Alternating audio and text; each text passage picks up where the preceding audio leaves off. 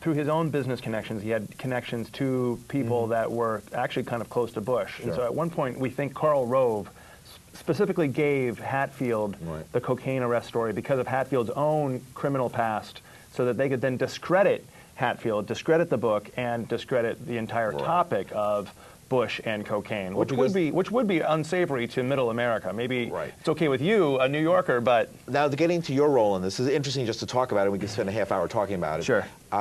Tell me, Sander Hicks, how was it or what was it that actually led to you publishing this book? Well, I first read it. I grabbed a copy as they were swiftly being actually taken off the shelves. Why were they taken off the shelves? St. Martin's Press decided they were getting pressure from the Bush campaign and from other channels to withdraw the book. And they said basically Hatfield had a prior criminal arrest or conviction, which had nothing to do with the book.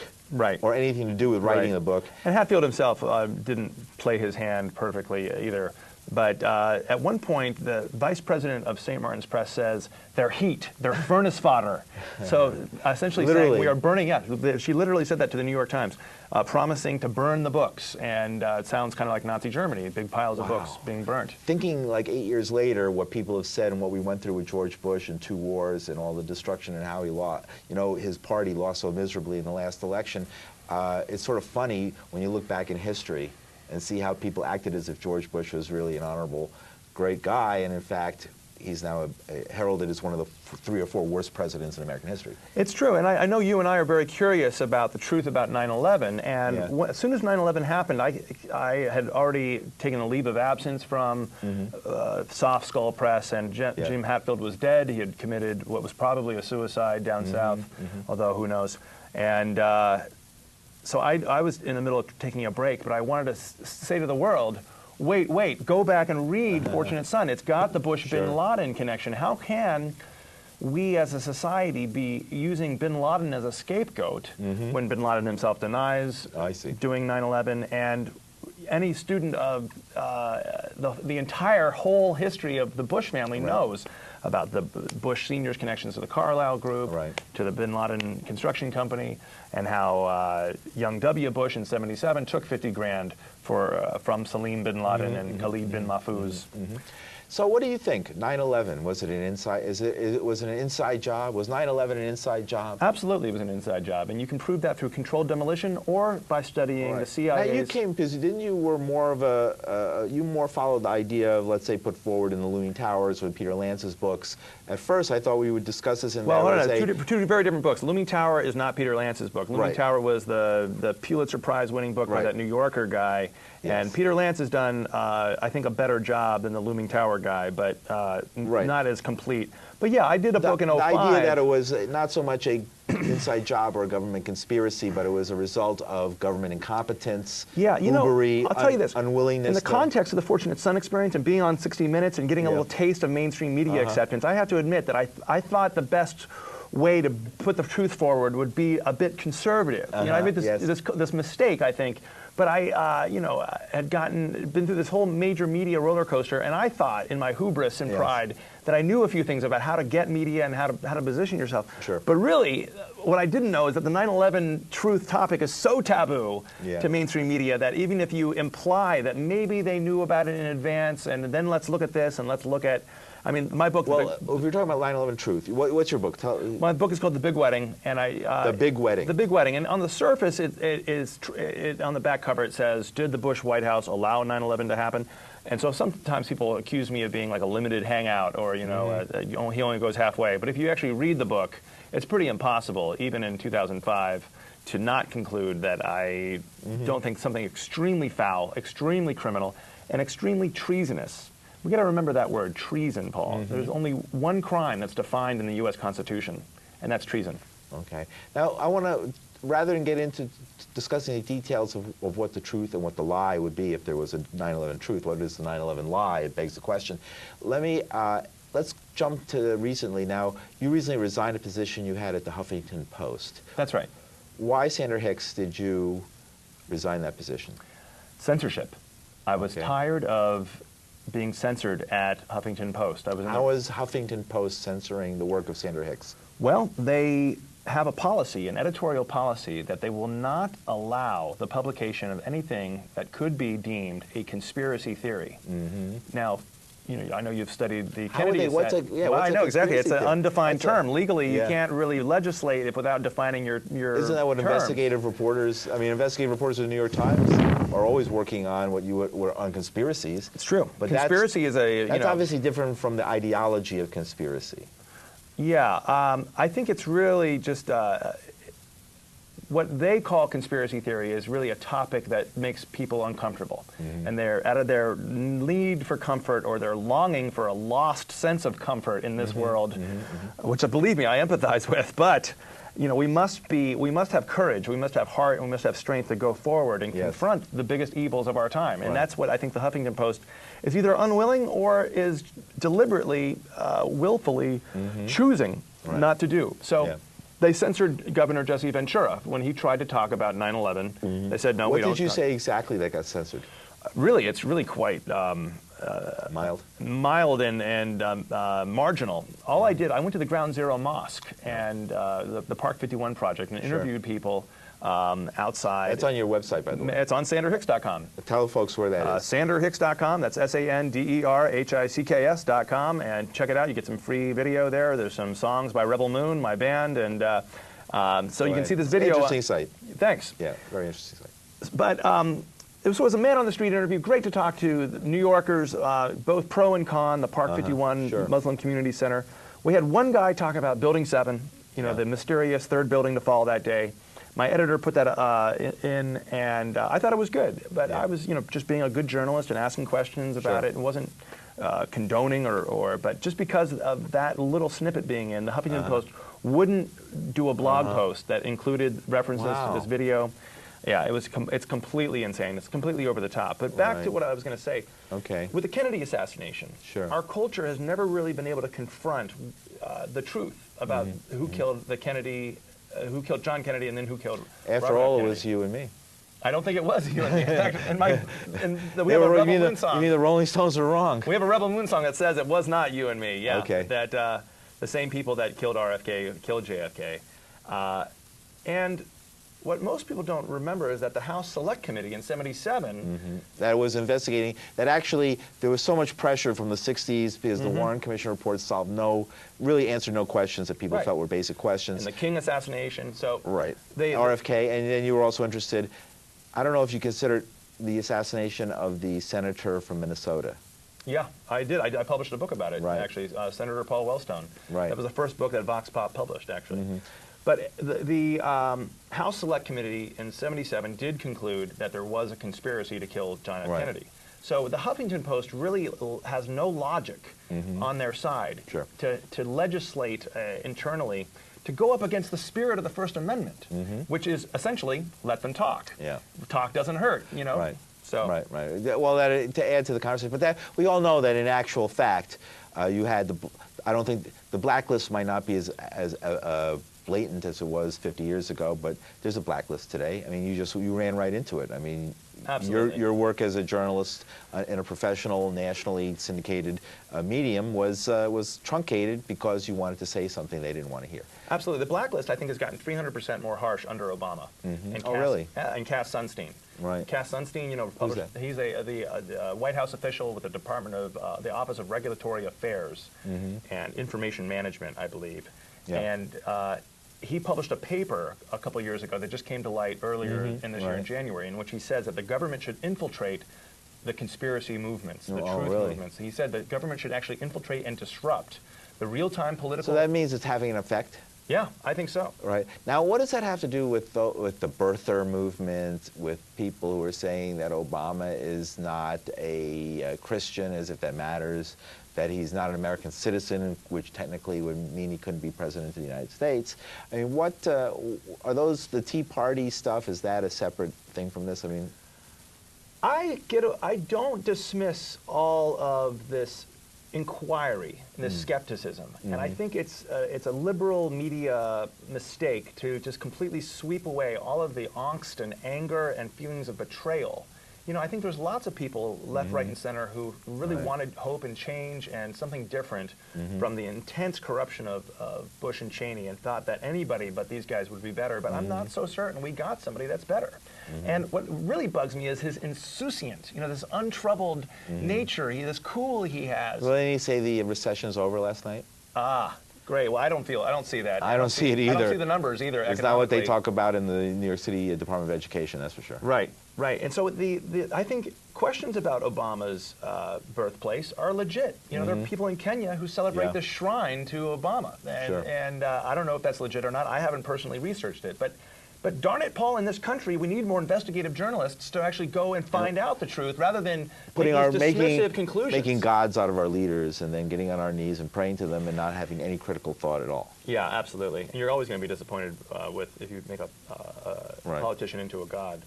Right. It's a big disappointment about to happen, right? You know what's really terrible is that if you read Audacity of Hope, the very first Senate vote, Obama himself admits it. That's Obama's autobiography. It right. does. Yeah. That's right. His very first vote is that he said, well, I was, you know, a young senator from Illinois, and I could see that the 2004 election, there was something kind of fishy there with Ohio, with that guy Blackwell in Ohio, and I had a lot of questions. Sure. But I decided to vote and to ratify the presidential electoral college results anyway. Right. Doesn't explain how he could. It's pretty much the same argument that Gore made and that the Right. Supreme Court basically foisted upon. I mean, the Supreme Court decided, and then everybody went home. But that really bothers me. We have a postmodern, even though we know that amoral, relativistic person in the White House who doesn't actually stand for anything. The Supreme Court majority was appointed by the guy they were giving the election to. I know. I mean, that's. That's where you wonder, like, you know, what is it really supposed to be a balances? Is it a balance? What do they call it?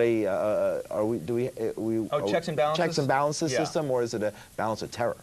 Balance of terror, right? Or is the whole which apple barrel rotten? Or to the core. Right, to the core. Or is it a few bad apples? I'll tell you what I'm up to that's positive these days. I went out to the Catskills and we formed this truth party. We had a truth gathering, and this gives me hope because. I like to tell my friends the one true thing in the 9/11 Commission report is when they say towards the end that America really does need to figure out what it stands for. Bill Clinton, W. Bush, Obama, they're all kind of these postmodern, amoral, relativistic. They don't really stand for anything. They don't have any passion. They don't, you know, draw a line in the sand and say, this is it. You know, like me or hate me. This is, you know, this is what I really stand for. Sure. You know, and so I've been thinking, like, you know, gosh, that seems to be political suicide in America. Say something like that. Well, but Paul Wellstone although we're all wishing, like Paul Wellstone beat. Yeah. You know, he beat the odds. Don't you claim he was assassinated? Yeah, I do. Well, all right, enough. But go ahead. Yeah. I can prove it. I mean, I published a book about it called American Assassination with a couple of PhD professors. Right. But I really think that people on the left need to not just be critical, but also find out what's good about American history. What's good, you know, think of America as the product of the Enlightenment. Sure. Yes, we're in a period of empire, but if we could somehow connect to the legacy of Martin Luther King and the legacy of Cesar Chavez and connect to the legacy of nonviolence and kind of make that a American ideal that we begin to export rather than just pay lip service to. Right. Tell me a little bit about yourself.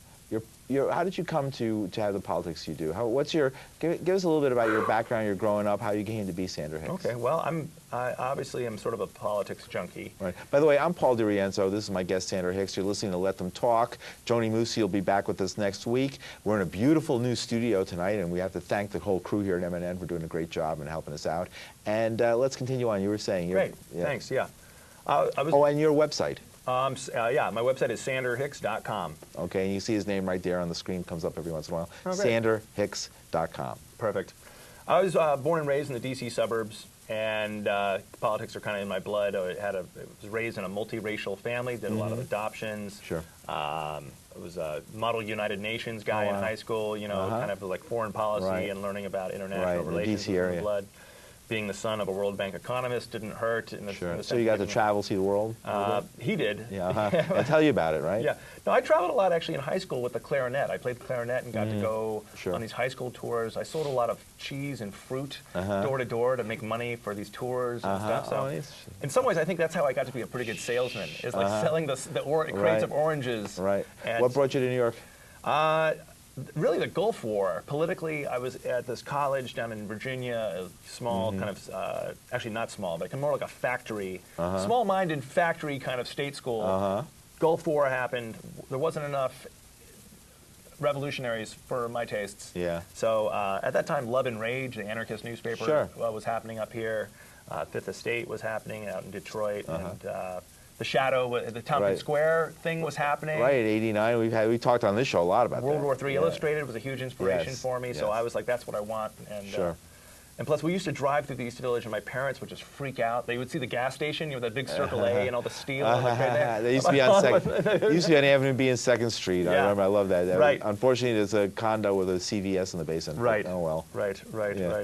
So that's where I wanted to be, and that's where I got to, and started working at Kinko's. Kind of worked my way into creating my own little publishing company. That's how Soft Skull Press started. Right. So what was your first book that you published? It was called Foam. It was a little novella about hitchhiking. Oh, really? And did you write it, or someone else wrote it? I wrote it. You wrote it? Yeah, it was actually, I was at Lang College at the New School, and it was my senior year fiction thesis But project. you publish other people's works as well. Yeah, it got legit when we started publishing other people. There was this guy, David Greenberg, who was actually Allen Ginsberg's boyfriend.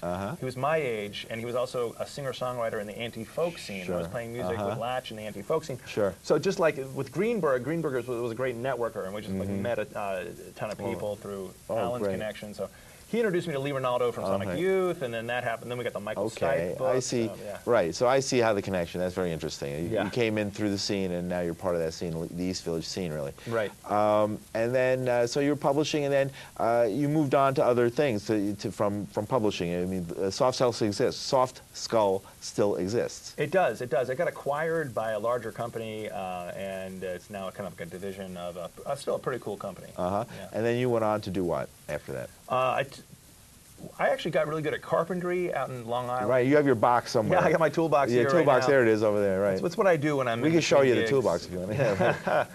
I went to New Mexico for a year. So it's good you have those skills. That's pretty interesting. I love New Mexico. Isn't that beautiful? Johnny and I spent about 10 days there. Oh, yeah. I spent about 11 months there out in Taos. You're lucky. Yeah. Well, we had an interesting show with, I believe his name's Andrew Weiss, and he had written a book called To the Last Drop. And we had him on some months ago, and it's a novel about Texas launching a war on New Mexico and conquering New Mexico to get its water. And then the popular resistance that grows in New Mexico. And I won't tell you any more about the story because I don't want to spoil it. There is a big rivalry out there. It's a great book, a wonderful book, and I was so happy to have him on. But good, so you were in New Mexico, but then didn't you have Vox Pop Out in Brooklyn? That's right. After New Mexico, Holly Anderson and I came back from New Mexico. We got married. We had a baby together. And we started a cafe together. So one thing you should never do is have a baby, get married, and also start a business with somebody in the same year. But anyway, we did it. That was a busy year. That was a busy year. And that was out on Cortelyou Road out there. Cortelyou Road. Cortelyou Road out there. Right. But it's no longer.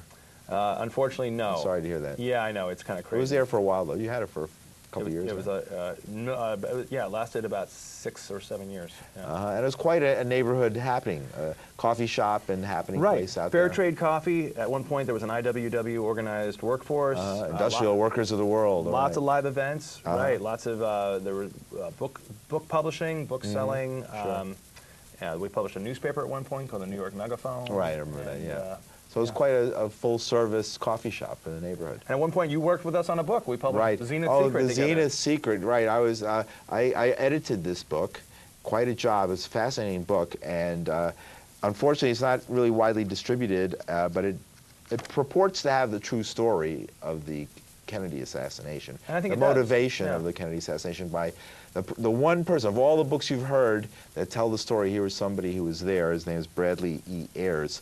And Captain Brad, and he knows a lot, and his book was pretty amazing. It was an honor to edit it. Unfortunately, we couldn't really bring it into full fruition, but it's such a sensitive subject. I think that wasn't really surprising in the end. After we tried as hard as we could. But just to give people a quick gist of what we're talking about, he was a paramilitary specialist who was detached to work with CIA in '61 and '62 with Ted Shackley down in Miami. And if you know your history of the early CIA 60s, guy. CIA, Ted Shackley were doing domestic operations, training domestically for possible Cuban invasion of Cuba. And Theodore Shackley died just a few years ago, but he's been linked to so many things. He was the Latin America guy, really. He was in Cuba, Chile, narcotics trafficking in Arbenz, Laos, Vietnam. He was earlier than that. And we've covered all those issues on this program, of course, and we'll continue to. We'll have a lot more information about it. So we're going back to our roots, really, here on Let Them Talk. My roots at WBAI, and we're talking about some of the things that motivated me to become involved in journalism and in radical politics in general. I mean, it really goes back to the book, The Politics of Heroin in Southeast Asia, and confronting a Democrat at the time, George McGovern, at the convention in Miami in 1972, with the fact that he was not saying anything about the evidence that was coming out that the dead bodies of American soldiers were being used to smuggle heroin from the Golden Triangle into the United States. Right. And that this was coming from, a CIA operation that had been going on there since the 1950s, really. Right. And the connections were well established in the book, The Politics of Heroin in Southeast Asia. So we have a couple more minutes. So you're getting to see where we're coming from here. It's pretty interesting. We've been after this stuff for a long time. I don't know if we've come to any final answers to anything, but I think raising these questions is very important, because it's so easy with the Orwellian methods that the government uses to control media, to control people's perceptions through the media of what's going on. Yeah. Would you say that you're basically, Sander Hicks, a media guy? Is that your major I'd like to thing? sometimes describe myself as a media activist. Not a media professional, but that my activism and my idealism come out through direct action media work, whether it's book publishing or newspaper publishing or website publishing. And let's talk to young people out there right now. How do they get started? What should they be doing, the next generation of young, people who are had it up to here with the hacks and want to do something? Well, I think the getting a really good education at first is important. You need to know the basics of grammar and spelling. I know this sounds rather traditional, but I think it's important not to, so you don't get dismissed. I teach it, and that's and it is an important thing. If you don't want to be dismissed and you want to be understood, there's a certain need to make sure that your writing has meaning, and that when people read it, they all get the meaning from it. But then also get your chops as a radical. Read your Howard Zinn. I'm just about to do a review. Howard Zinn. That's an interesting People's History of the United States. Right. There's also a new book, People's History of American Empire, which is this graphic novel. I'm actually reviewing it right now for Catholic Worker, so I'm working on this and banging that out. But that's interesting. Yeah, and I think it's funny, a lot of people on the left kind of get freaked out if you talk about conspiracy theory too much. I feel that we, as a country, as a society, we need to get better at history. And Howard Zinn points the way forward, but also he himself was limited, wasn't really willing to talk about the actual manipulation of public opinion that the government does at Gulf of Tonkin, at Pearl Harbor, and at 9/11. Pearl Harbor, too. You're bringing that. We're going back. Okay. Wait, let's not go there. We don't have time to go there. Remember the How are we for time? Right. Yeah. Right. Obviously, the idea of false flag operations, the idea of using trumped up and hyped up things that didn't really even exist, like the Gulf of Tonkin's, for a good example. Yeah. The Maine years ago, blowing up, started a huge war. Why? And we found out it was a boiler that exploded. It was just an accident. Yeah. So I guess where I'm at these days is that the left and the right need to learn from each other rather than dismiss each other. And then we're seeing this in the Tea Party movement. I feel like the New York Times is sort of fanning these flames of paranoia about, who are these Tea Party people? Rather than saying, why? Let's try to understand and empathize with their anger and their doubt and their feelings of betrayal, or their feeling that the federal government is getting too big. It is getting too big. Sander Hicks, do you feel betrayed? Absolutely. Where did that betrayal come down? My first vote was for Bill Clinton in '92, and then I said, no more. I will never vote for another Democrat, and I never have. Right, so. very good. Okay, we have just a couple more minutes. What are you doing next? What's next for Sander Hicks? What's next is I'm flying to Los Angeles for a little while. So I'm going to be spending a month in LA. I'm working on a new script. It's based in part on the death of Dr. David M. Graham, who was a whistleblower about 9/11, who was killed by the FBI in Shreveport. Okay, we're looking forward to that, because when it comes to conspiracy, this is the guy, and it's not just theory with Sander Hicks. All right, thank you very much for joining us on Let Them Talk. We might have a few seconds left. Want to add a few extra thoughts, maybe? Last words? Yes. We must all pray for peace and that all wars may cease. In the words of James Brown from the James Brown Christmas album. All right, and you're a guy who believes in peace. You do this because that's what that's really what motivates you, is countering war. Because it's like after the Prince of Peace came, he promised the Spirit of Truth to come. So after the Prince of Peace, then comes the Spirit of Truth. It's almost like truth is the next step. So I think truth is almost like the goal, or the end product. Thank you very much, Sander Hicks, for joining us on Let Them Talk. I'm Paul Durienzo. See you next week.